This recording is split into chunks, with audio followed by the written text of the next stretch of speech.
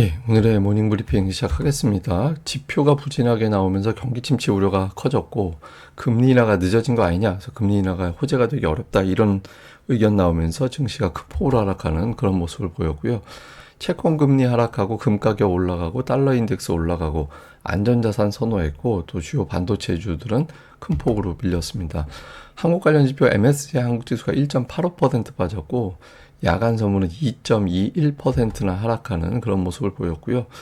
제조업 지수 부진하면 우리 증시에 좀 부정적인 영향이 일부 있거든요. 그런 관련된 자료 설명드리도록 하겠습니다. 우선 미증시는 뭐 3대 지수 다 빠졌는데 러셀 2000이 더 많이 빠졌어요. 그러니까 이게 뭐 금리가 빠졌다 이거보다는 이날은 경기 침체에 대한 부담 이런 것들이 더 크게 작동하는 그런 모습을 보였죠. 시가총액 상위를 보면 메타나 일라이릴리 이런 종목은 올라갔는데 엔비디아가 많이 빠졌고 테슬라가 많이 빠졌고, 그러니까 뭔가 악재가 나오면 투자자들은 이제 엔비디아하고 테슬라 쪽에 매도를 집중하는 그런 경향이 있는 거예요. 그리고 보통 이런 날 좀 선전하는 게 금융주인데, 금융주 같은 경우도 뭐 경기 침체, 금리 하락에 따른 어떤 수익성 논란 이런 것들이 겹치면서 금융주들도 별로 힘을 못 쓰는 그런 모습을 보였죠. 그래서 전체적으로 약세. 그런데 반도체와 테슬라가 유난하게 더 많이 빠졌다 이렇게 봐야겠습니다. 특히 오늘 특이했던 건 S&P 500 지수가 8월 첫날 등락을 좀 보여줬는데 이게 2002년도 이후에 최대폭으로 하락을 해서 오늘 1.37% 빠졌잖아요. 2002년 이후에 8월 첫날 거래로는 최대 하락폭을 기록한 그런 모습을 보였습니다. 원래 8월의 증시가 그렇게 나쁘진 않거든요. 그러니까 데이터상으로는 그게 좋은 건 아니지만 선거가 열리는 해 8월은 또 강세를 보이는 그런 경향이 있었거든요. 일단 이제 출발은 별로 안 좋은 그런 상황이 됐죠. 시장이 이렇게 빠지는데 결정적인 영향을 준 거는 지표였습니다. ISM 제조업 지수. 이 ISM 제조업 지수라는 건 뭐냐면 각 회사의 구매 관리자들한테 설문을 돌립니다. 지금 니네 회사 어떤 거 같아? 앞으로 고용은 늘릴 거야? 다음에 뭐 원자재는 많이 구매하고 있어? 제품 판매 가격은 어때? 이런 거 다 물어보거든요. 근데 이게 50을 넘어가면 경기가 괜찮아요 이렇게 보는 거고, 50 아래로 내려오면 경제가 별로 안 좋아요 이렇게 해석을 하거든요. 근데 보시다시피 50 아래 되게 오래 머물고 있잖아요. 특히 이번 달 같은 경우, 지난달 같은 경우는 46.8, 예상치가 48.8 정도였거든요. 예상하고 차이가 되게 많이 났죠. 그리고 세부 항목으로 보면 뭐가 뭐다 이렇게 볼 필요 없이 그냥 마이너스 항목이 되게 많잖아요. 예, 특히 이제 고용이 뚝 떨어졌어요. 고용이 5.9포인트나 빠졌거든요. 그래서 고용이 둔화됐다라는 거는 이거 판매 활동이 좀 부진해질 수도 있겠다. 그러면 제조업 생산을 좀 줄여야 되겠는데 이렇게 생각하고 있다라고 해석이 되는 거죠. 예, 이렇게 되면서 또 신규 주문도 감소했고, 그러니까 전반적으로 미국의 제조업 상황이 별로 안 좋구나. 근데 이게 하필 또 지표가 겹쳤잖아요. 신규 실업수당 청구, 이거 한때는 높게 나오면 금리나 이제 된다 이런 기대감이 있었던 수치였는데 지금은 침체 쪽으로 해석을 해버렸죠. 특히 이제 경로 자체가 신규 실업수당 청구가 계속 증가되고 있거든요. 예상치보다도 높게 나왔고, 그래서 고용과 제조업 지표 부진, 그러면 미국 경제가 둔해지는 거야 이렇게 해석이 됐고, 이게 이제 장중 ISM 제조업 지수 공개되면서부터 이제 시장이 뚝 떨어지는 그런 상황이 만들어졌습니다. 그러다 보니까 이제 국채 금리가 4% 아래 3.97%까지 빠졌습니다. 그러면 금리나 기대 아닌가? 근데 보통 이제 그렇게 볼 수도 있는데 같이 봐야 되는 게 달러 인덱스는 또 올라갔어요.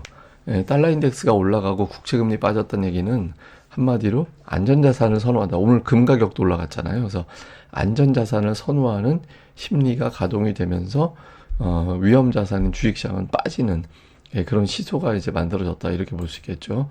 뭐 증시 관련된 코멘트들 보면 채권왕으로 유명한 군드라우 같은 경우는 그 0.25%포인트 이상의 금리 인하 가능성도 있다. 그러니까 0.5%포인트 인하 가능성도 있다라는 거예요. 근데 어쨌든 9월에 인하하는 거는 뭐 증시에 긍정적일 수 있는데 증시 상승에 압박을 받을 수도 있다. 근데 연준이 좀 늦은 거 아닌가? 이런 어떤 코멘트도 좀 남겼고, 또 일부에서는 이제 제조업이 성장 둔화되고 있다라는 거는 경제 자체가 둔화되고 있다라는 위험을 보여주는 거다. 그리고 고용 부진은 연준이 좀 행동에 늦었다라는 우려를 자극한다. 이런 어떤 주장도 있었고요. 뭐 야후 파이낸스에 나온 보도 기사를 보면 9월은 대선 전 마지막 회의인데 이걸 금리를 내리든 동결하든 정치적 논란은 불가피할 거다. 이제 이런 어떤 주장을 제기를 했습니다. 차라리 그냥 7월에 내리는 게 정치적인 논란은 좀 덜했을 거다라는 분석도 일부에 있습니다. 근데 어쨌든 조금 조심스러운 분석이 많았고, 그렇지만 일부에서는 최근의 조정은 그냥 강세장에 나오는 일시적인 조정이다. 뭐 강세장 과정에서 한 10% 정도의 조정은 일반적으로 나오는 조정이기 때문에 그렇게 심각하게 받아들일 필요는 없고, 결국엔 증시는 더 올라갈 거야. 이런 주장도 몇몇 곳에서는 제시를 했습니다. 뭐 주요 종목 보면 오늘 엔비디아가 많이 빠졌는데, 이번 주 엔비디아가 되게 요란해요. 그러니까 막 7% 빠졌다가 12.8% 올라갔다가 오늘 또 6.67% 빠졌거든요. 장중에 더 빠졌었어요. 이게 사실 제가 오늘 4시에 깨가지고 4시에 깨서 지수 딱 한 번 보고 이게 왜 이러지 하면서 그때부터 아예 그냥 풀로 봤거든요. 남은 시간은. 어쨌든 장중에 더 많이 빠지고 뭐 다우지수도 마이너스 700포인트 막 이랬었습니다. 그나마 이게 낙폭을 줄인 거예요. 그래서 장 후반에 본 사람들 입장에서는 그래도 낙폭을 줄였네 느껴지지만 뭐 종가만 놓고 보면 뭐 엄청난 변동성이 나온 거죠. 오늘 반도체주들 약세가 두드러졌는데, 이제 외신에서는 그 ARM, 암이 주가가 빠졌는데, 이 빠진 게 그 반도체주 하락을 좀 유발을 했다. 그러니까 이게 가이던스를 되게 보수적으로 제시했잖아요. 그래서 AI 낙관론에 대해서 좀 보수적으로 보게 되는, 다른 어떤 다시 또 조심스럽게 봐야 된다, 이런 주장을 또 불러일으켰고, 또 일부에서는 그런 주장도 있습니다. 그러니까 대선 앞두고서 금융시장 변동성을 피하려고 하는 투자자들이 반도체주 중심으로 현금화하는 그런 모습들이 좀 반복됐다. 그래서 뭐 이제 대선 일정, 거기에 따른 주식시장 불안함, 근데 투자들이 많이 갖고 있는 건 반도체주, 그래서 이제 매도한 거야. 이런 주장도 있습니다. 그리고 이제 마감하고 나서 애플, 아마존, 뭐 인텔, 뭐 여러 기업들 실적 나왔잖아요. 이거 뭐 실시간 바뀌는 거니까 뭐 데이터는 또 바뀔 텐데, 어쨌든 마감하고 나서 실적을 공개한 기업들의 주가는 대체로 좀 밀리는 그런 모습을 보였습니다. 근데 애플 같은 경우는 실적이 예상치보다 잘 나온 편이었거든요. 그런데 이제 해석하는 과정에서도 향후 전망이라든가 이런 것들에 대해서 조금 해석이 분분한 것 같아요. 근데 이거 주가는 계속 바뀌는 거라 이후에 어떻게 될지는 또 봐야 될 것 같습니다. 우리 증시는 어제 대형주 움직임이 달랐거든요. 코스피는 대형주가 좀 부진했고, 코스닥은 대형주가 대부분 셀트리온 제약, 뭐 제약주 일부 빼놓고는 또 대부분 다 올랐잖아요.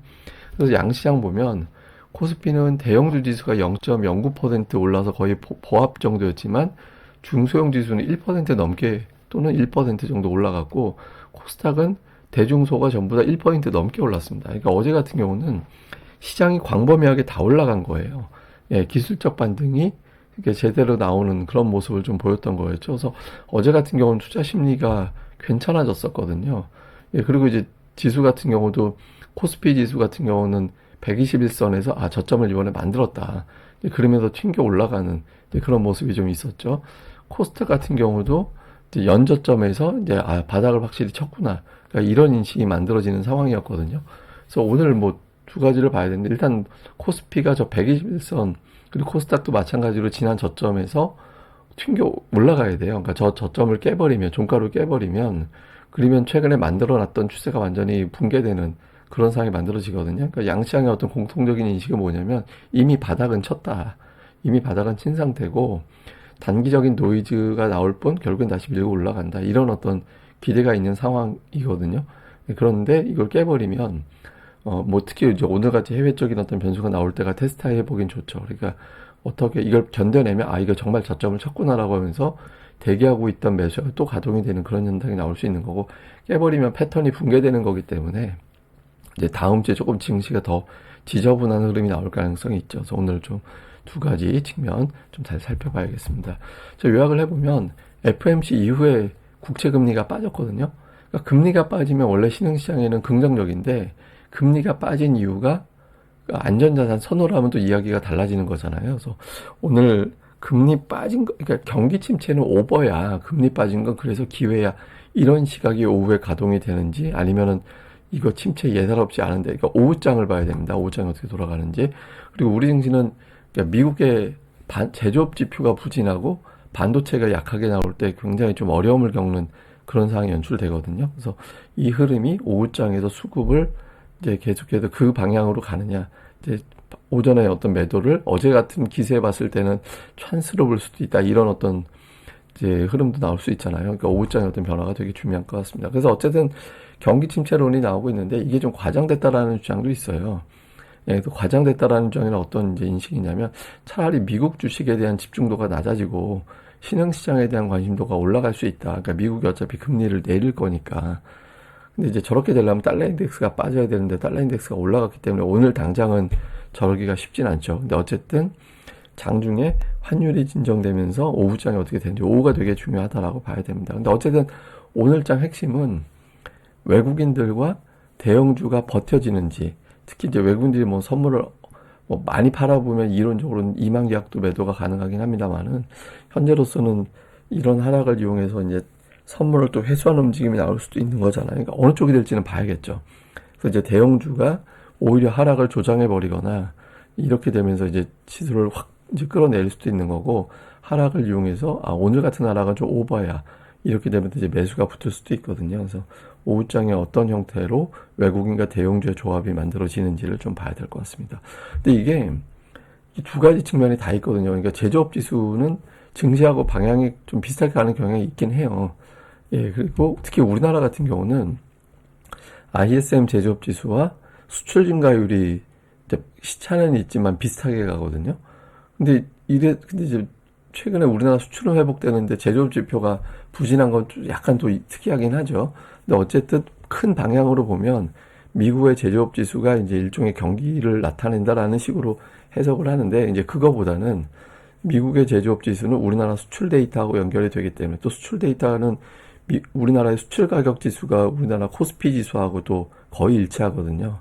이런 것들 때문에 제조업의 부진은 주식시장이 불안하다, 이런 주장도 있습니다. 반면에 또 어떤 게 있냐면, 그러니까 미국의 그 제조업 비중이 GDP에서 차지하는 제조업 비중이 생각보다 별로 안 높아요. 그러니까 미국은 서비스업, 소비의 나라잖아요. 그런데 지금 미국 제조업 비중은 10%밖에 안 되거든요. 그러니까 10% 정도밖에 안 된다라는 거는 이거 가지고 미국의 경기 침체? 예를 들어서 서비스업 지표가 막 확 떨어진다, 이거라면 모르겠는데, 제조업만 가지고 미국의 경기 침체를 이야기하는 거는 약간 좀 과장된, 예, 그런 측면이 좀 있습니다. 그래서 오늘 미증시도 제가 보기에는 경기 침체 우려로 빼는 거는 그냥 갖다 붙인 것 같고, 아마 좀 연결고리가 있는 파생, 옵션 뭐 이런 것들, 최근에 엔비디아 변동성이 되게 크잖아요. 그래서 엔비디아라든가 이런 종목에 붙은 옵션 거래가 좀 영향이 큰 거 아닌가? 그래서 어떤 악재를 되게 부풀리고 호재 나올 때도 그걸 되게 부풀리고 해서 좀 변동성을 키운 게 아닌가 싶습니다. 그래서 조금 오버한 측면이 있어서, 오버한 게 그런 쪽으로 바라본다라면 이제 오후장에 좀 변화가 생길 가능성은 있죠. 그래서 어쨌든 시장은 좀 변동성이 큰 국면입니다. 불안정한 국면이라서, 불안정할 때는 막 올라갈 때 막 이제 끝났나 보다 이렇게 환호하기보다는 이제 안 좋을 때 좀 차분하게 실적주 접근하는 그런 대응이 필요하죠. 사실 오늘 준비한 건 따로 있었는데, 어제 상승 종목수 1000개 이상, 제가 1000개 이상의 상승 종목이 왜 필요한지를 제가 이제 말씀드리고 싶었는데, 요건 제가 이따 마감 방송에서 다시 설명드리도록 하겠습니다. 예, 그럼 또 오늘 하루 또 잘 보내시고요. 저는 또 다음에 뵙겠습니다. 너무 막 시장에 대한 공포감 이런 거보다는 이럴 때는 오히려 차분하게 좀 좋은 종목이 뭐였지? 근데 너무 오버해서 빠진 게 뭐지? 이런 걸 또 골라내는 과정이 필요하거든요. 그래서 또 그런 과정을 좀 만들어 나가는 것도 중요할 것 같습니다. 예, 저는 또 다음에 뵙겠습니다. 이 방송 구독하기, 그리고 이제 좋아요 꼭 부탁드립니다. 감사합니다.